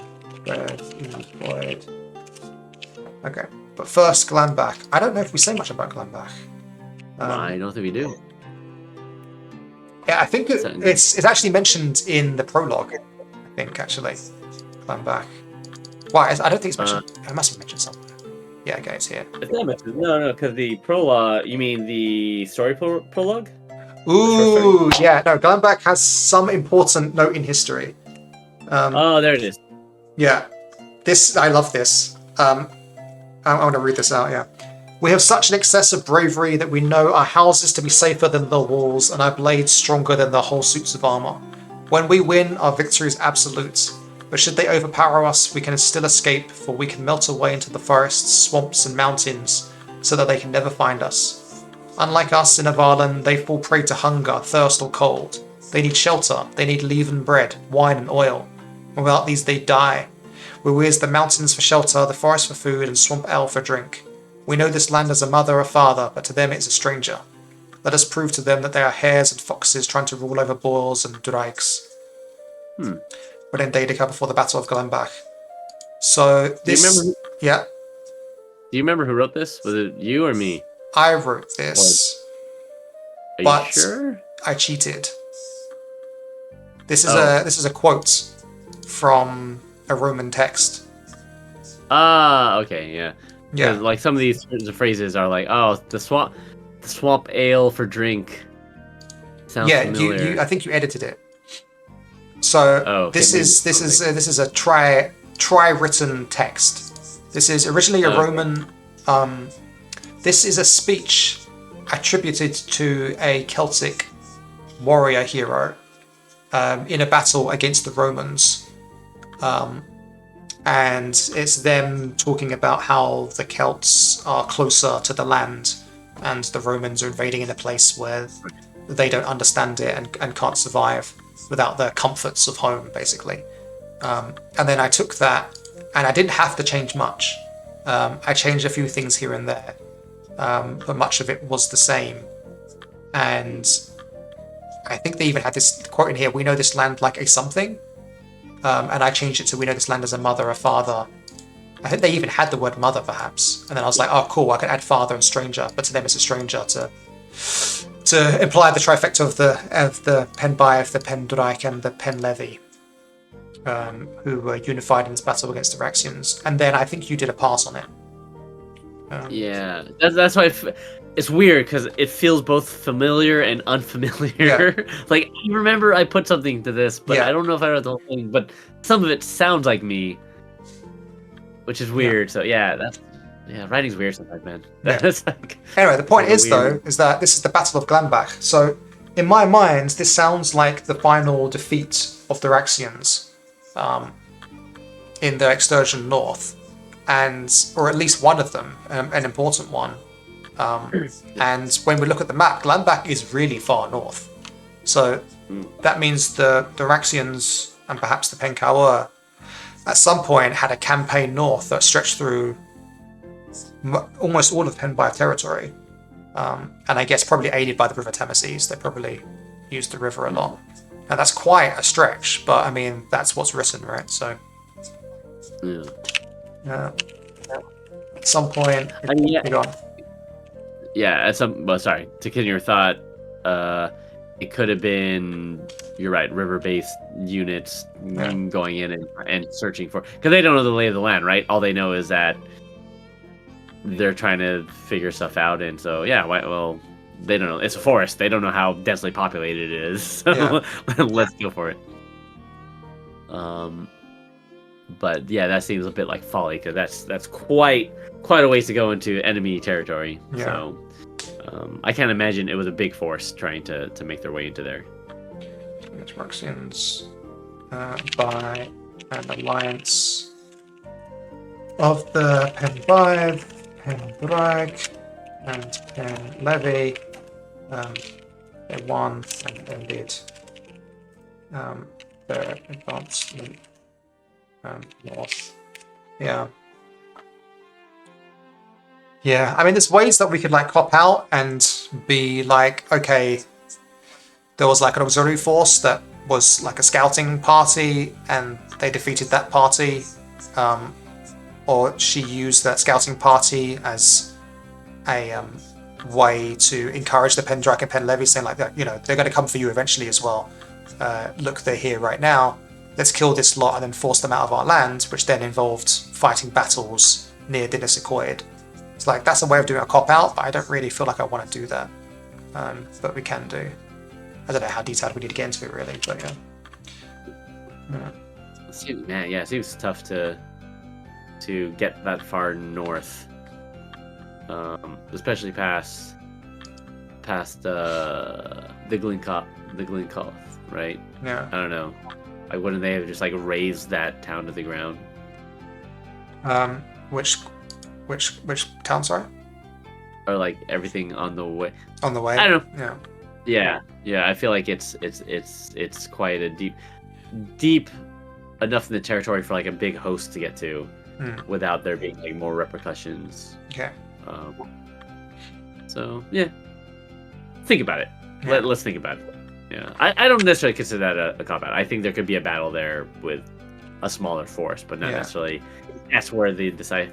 Unless, I don't know. Do we say something else in the Pen Baedd section about like? Let me see if I could find about the wall. Yeah, maybe. Yeah. Because then that'll put us like.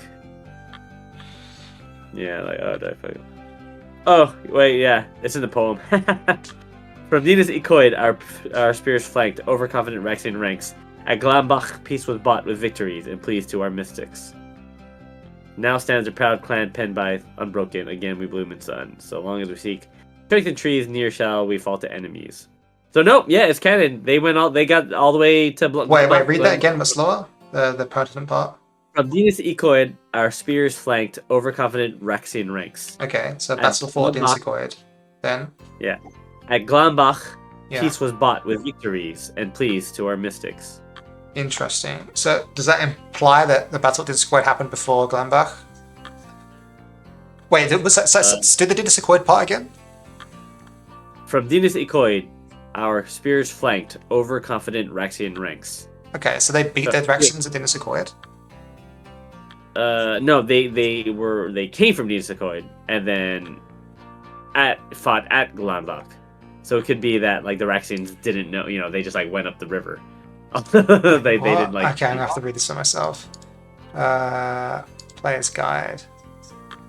Pen Baedd. Songs of the Pen Baedd. Okay. Baedicus Spear. Okay. From Dinas Ecoid, our spears flanked and overcome Rexian ranks. It just sounds like there's a battle at Dinas Ecoid where they beat the Rexians. And at Glambach, peace was bought with victories and pleased to our mystic. I mean, there's one way to interpret this, that a battle was won at Dinas Ecoid, and then there was like diplomacy had at Glambach. Yeah. To which was made happen by their victories, but yeah, the other way to interpret it, because it was supposed to be what do you call it, a alliance of Valak that defeated the Rexians, right? And so it could also be that from Dinas Ecoid that was like the reinforcements to stem the tide, and the battle was just fought at Glambach. Yeah. All three. Right. I guess we'll have to consider this another time then. But Hotspur Large Scouting Party. Let's just show directions. Lancing north to other clans. Welcome, Baggy Dude. I like that name. What a Baggy Dude. Yeah, so we're going to Kurt, you talk about it. Oh no, we're saying Celtic D&D. Yeah, we have our own system, but we are writing a book right now that was funded on Kickstarter in December, and it is compatible with 5e, but it is also mainly we write from the perspective first from our own system, which is the Legends of Avallen system. Yeah. So yeah, but if you do play Dungeons and Dragons, you're still welcome here. Roleplay, we like roleplay games, so we like D&D too. But we do have our own system here. What do you play, Baggy Dude? And how baggy are your pants? Yeah. Yeah. How baggy are your really pants is that like dude? Slightly baggy?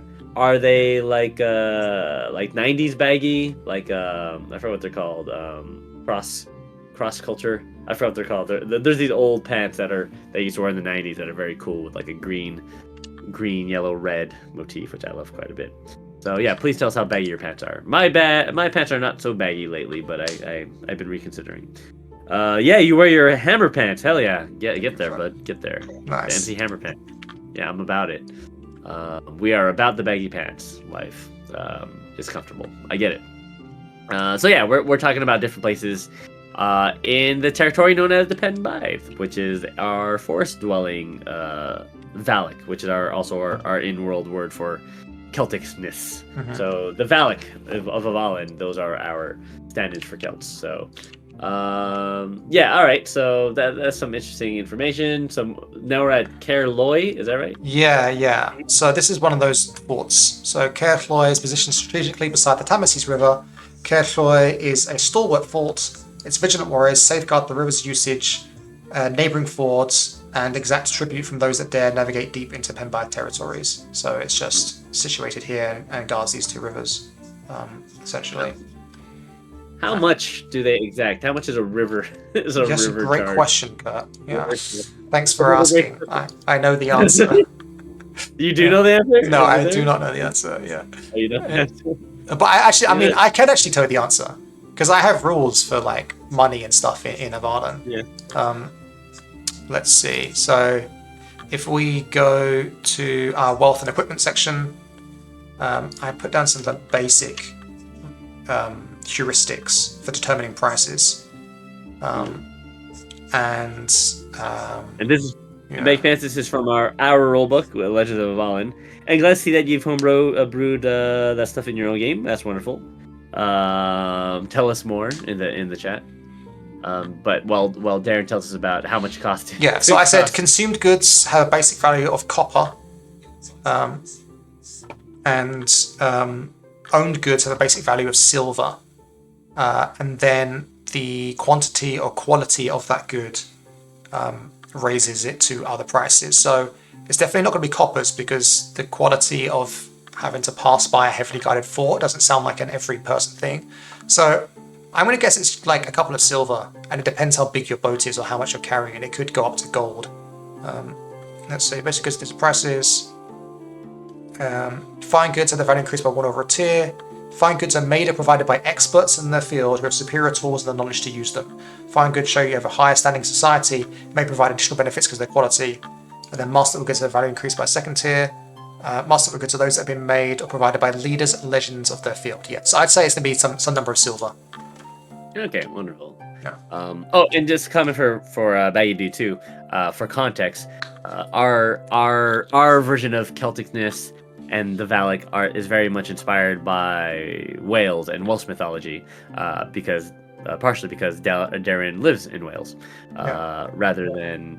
So everything is kind of colored through this Welsh mythological lens. So thank you for solving that, Darren. I needed to know. Yeah. Yeah.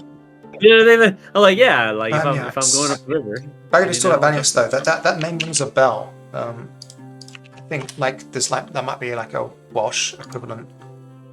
Primitive beings, sky specters, haunted battlefields. Yeah. So I think these are similar, to Banshee, and they're also similar to our Gwych. Which doesn't have a Wikipedia article because it's so obscure. Oh, the Gwyllion. Yeah, there we go. Gwyllion. Ghosts of Spirits, in the wilds. Yeah, cool. And Ellen Trennan is a 3-headed huge wyvern. I've heard of that as well, but alright. You know what? I'm still going to put these things up and I'm going to read more about them later because we are interested in adding more Irish mythology to the content. Cool. Nice. Alright. Okay, terrific coins. Sorry. But it's a bit more tertiary in our world than in other Celtic campaigns, I think. Yeah. Good win. Oh yeah, so there's Caer Loy plays an important role in the book. It's a substitute for a fort that appears in one of the tales of the Mabinogi. It is Colwick and Owen. Anyway, it's a very long tale, but they have to find a hunting dog who is imprisoned in the fortress. Well, no, his owner, the hunting dog owns a prison in the fortress, and we change the dog itself. So this town has an important dog statue in it that brings them luck, and I feel like we've got to mention that because it's an important feature of the town. But the secret is that it is a real dog. It is a Cúna Noon, and the heroes use it to track the Theodwyn in the adventure. And it's imprisoned in a stone circle, and if it's removed from the stone circle, it comes back to life again. So there's a taboo about touching it in the town, but they don't know why. So he's a real good boy. He's a real good boy. Yeah, he's the best of boys. And then there's a question of how much do we mention that in this book? Because I don't want people moving it before they play against the Fairy Queen. You know what I mean? It's like one of those secrets where you could unlock it before the adventure, and it's like, oops. Yeah. I've been brought banana bread. Yeah. Oh, banana bread. Oh, hell yeah. Okay, yeah. Also has dog statue at its center, secretly and imprisoned. And then, okay. All right. Then Trev E. Coyd, which is also not in Avallen. Where is Trev Coyd? Trev E. Coyd is a canopy town. Yes. The town built into the forest canopy. It is a wondrous town of huts built into the forest canopy, linked by a maze of rope bridges. And I say somewhere that it's famed for its gardens. I don't know where I put that. Yeah. There is. I remember it from, again, the intro poems. Yeah. I think there's a poem about it that talks about the wondrous gardens underneath the trees. Okay. That's where that's yeah, but it's definitely referenced from something else in the book. Let me see. At Thrift, Ecoid, walk o'er parks, whilst the larks fly beneath your feet. Oh, that's nice. In the children of the Ever Mother.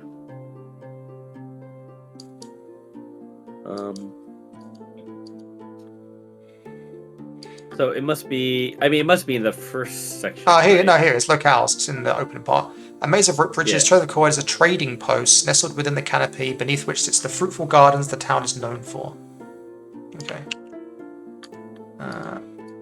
Okay, cool. Not that. Nice. Okay. What is chat talking about? Not as monstrous as Ellen DeGeneres, but still fun. Yeah, it took me a while to get that as well. That's funny that you did. Okay, then we have. They could be related. They could be related. We don't know. Could be related. Yeah, we don't know. Yeah. Then we have Glenwater. I don't think we say much about Glenwater, except that it's home to a giant salmon, which is the oldest animal of the forest. Right. Which I feel like you'd find out against the Fairy Queen, but I still feel like we could put in a rumor of like a giant salmon, kind of like the Loch Ness monster being there or something. Yeah. I think these sections are good places to definitely amplify. If it's player facing, amplify stuff for the for players who are going to play against. Yeah, so some seeds, as it were. Yeah, that's good. Yeah. Great Lake, 2 regions. Yeah.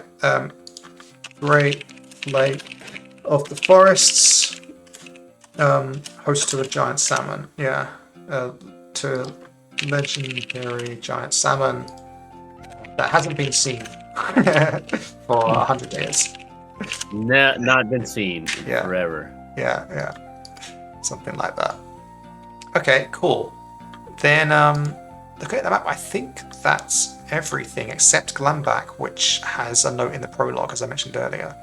So, I will check that. Check the map one more time. What do we have? Pen Baedd. I don't want to talk about that. Do I not want to talk about that? Maybe. Let me see what we say about it. So I don't want to do everything that's on this map, because some of it's supposed to be local features that are not really worth being on like the larger map, you know. Right. And I guess there's also Blackwood as well, I should mention. And I guess Elwood.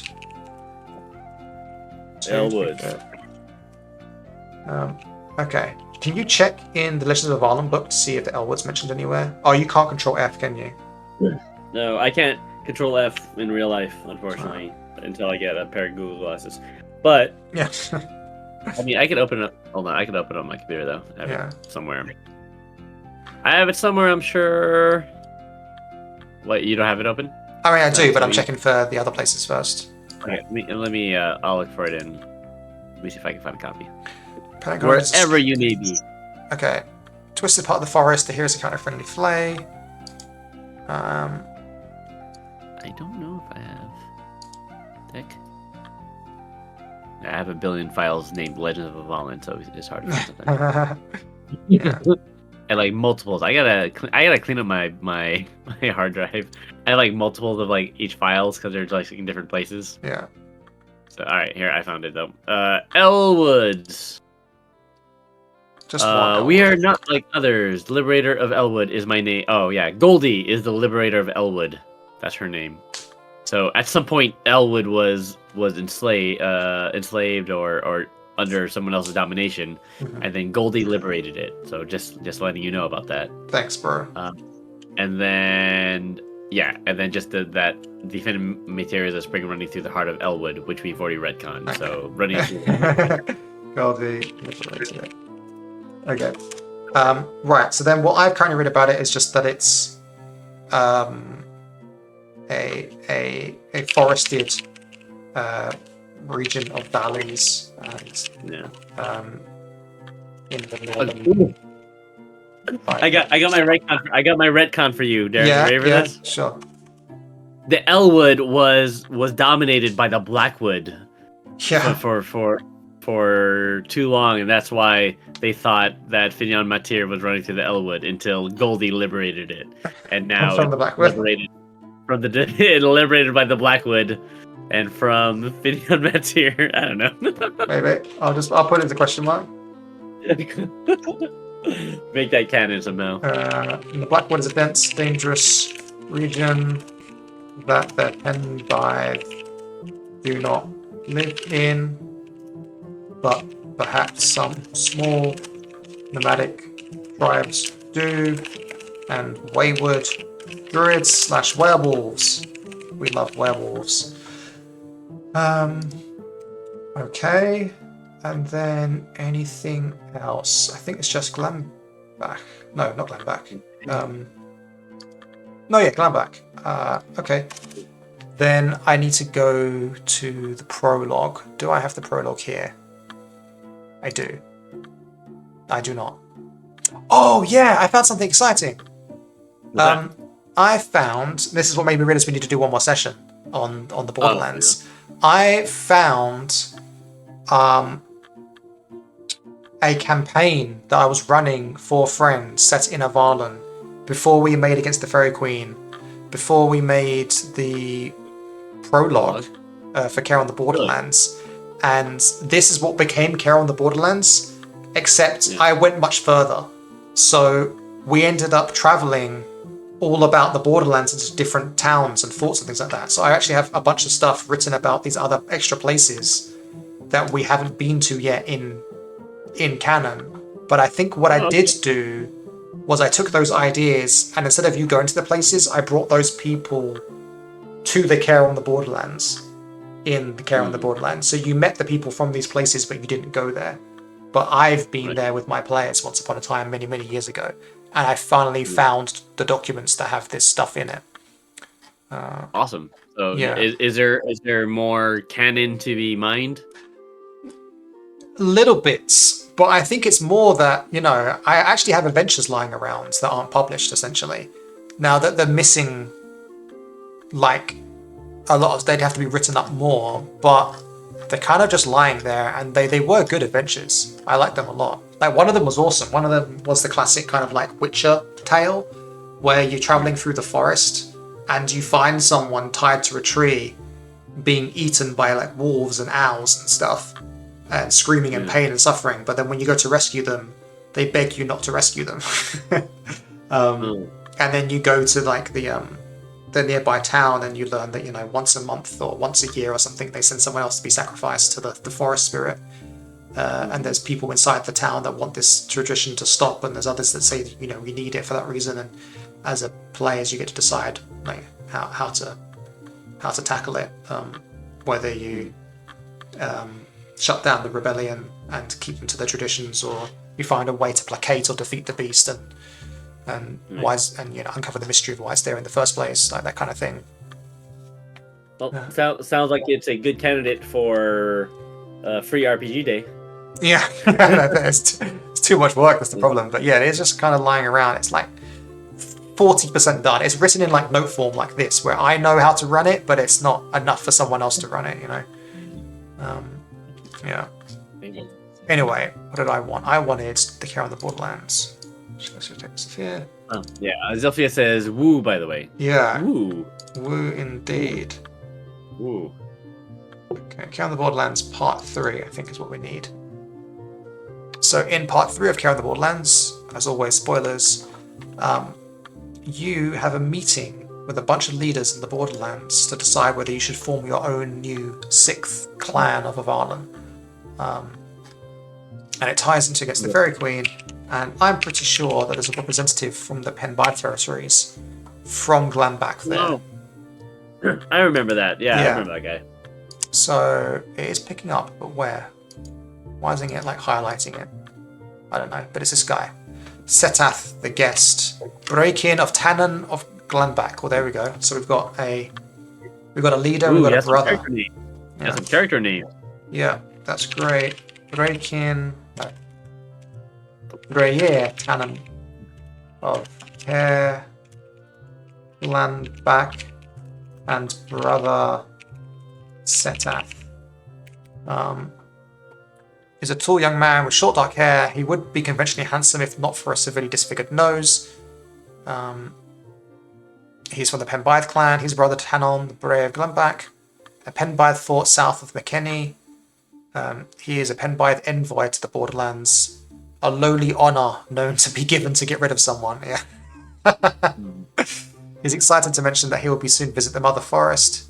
He's been summoned for the momentous marriage between Breakin Eilem Ferk Thedeka and Brennkin Gadok Ap Tiberius.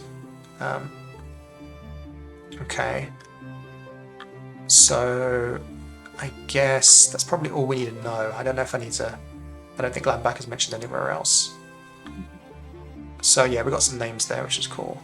And then there's all these people, like the Dainag and Arianin and Indrid. I think these were from my previous campaign. And these places like Trethradir and Ponter, Keragthi, Egrid. Well, yeah. So did you write these locations down? No, we're doing that next stream. So next stream is the surprise stream. So you might think that we're done, because I think we've done the Pen Thraik now, we've done the Pen Avant, we've done the Pen Levy, we've done the Pen Kawer, and we've just done the Pen Baedd. We haven't done the Rexian Empire, but I don't think we're going to do them, are we? I mean, if you want to be complete, we can, but yeah. But yeah, no, we'll do the Borderlands next. So that'll be next stream. And so I think that's everything. Cool. All right, so that's 2 hours on the mark, really. Yeah. No, it's fine. We could save that conversation for next time. But overall, great. Yeah, The funny thing about the Pen Baedd lands is just how many more locations there were than, because I feel like the locations weren't that much in the core rulebook, but there's like a ton in the in I guess Fairy Queen. Yeah, exactly. So it's good that we've had some. And then the thing is, looking at it now, like if we look at the Avallen map, like on here we've got Dinosacoid, but then we've added Trevicoid up here, and then we've added that fortress here. So we've added 2 more locations down here, and then it feels like we need to add some more up in the north, like 1 or 2 more. But yeah. Oh, here's a thought. Yes. Comment. Wait, did we finish Pen Kawer? We did finish Pen Kawer. Yes. Where was Varanius' wall? Was that in the Pen Kawer section? Yes. Yeah. Okay, so we talked about it already. I think we did talk about it. Yeah. Okay. Just want to make sure. Yeah, let me check. Did we? I guess we did. Yeah, we must have. Did the? Yeah, we did. Yeah. Yeah, but for some reason I feel like there's holes in my memory. Okay. So let's work on that together. No, I mean about the Pen Kawer lands. Like, did we talk about the Argol? Like, we must have talked about the Argol. Yeah, we did. Yeah. Okay. Yeah. All right. Yeah. Oh, okay. Yeah, we talked about core.